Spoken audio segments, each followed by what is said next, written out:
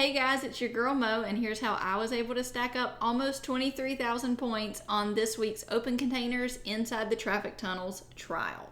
I am going to put a map at the end of the video that has the route that I run. It's what I feel is the most efficient, but for the purpose of this video, instead of just showing you an entire run and you watching 30 minutes of me opening and closing things, which seems crazy, I'm just going to show you some of the sneaky spots that you may not know that a lot of times have searchables. Now, you may or may not already know about these. I am 100% sure I'm going to leave things out because trying to cover all of the sneaky spots is impossible. But here are some places to look out for that may help you best your score if you're really going for a top tier score.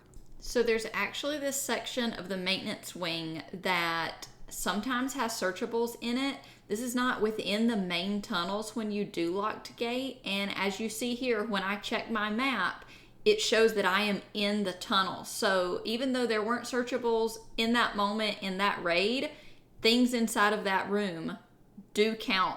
Make sure that you are checking under any stairs that you see while you're in the tunnel. A lot of times there are searchables. There's two here, for example. Even like little tiny grenade tubes, medical bags, always check those little corners tucked in under the stairs. So next I want to talk about this room at the far right side of the maintenance wing. So this is the entrance to the room. Inside of this room, it has all the air shafts and air ducts up top.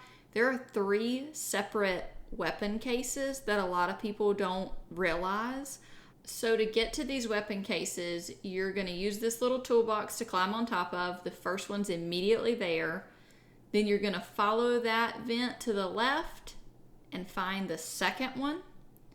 And then the third one is a little trickier. It's on a different vent, but is going to be down below you. And if you just kind of watch how I do it, it's super, super easy to get to that way.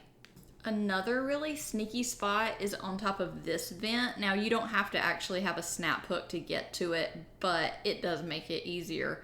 But this is still on the maintenance wing side, deeper into the tunnel. Not all the way at the far end, but like the last corridor before. It's also got like where the lockers are clustered together. But that right there on top of that vent, a lot of times will have a bag or an ammo case.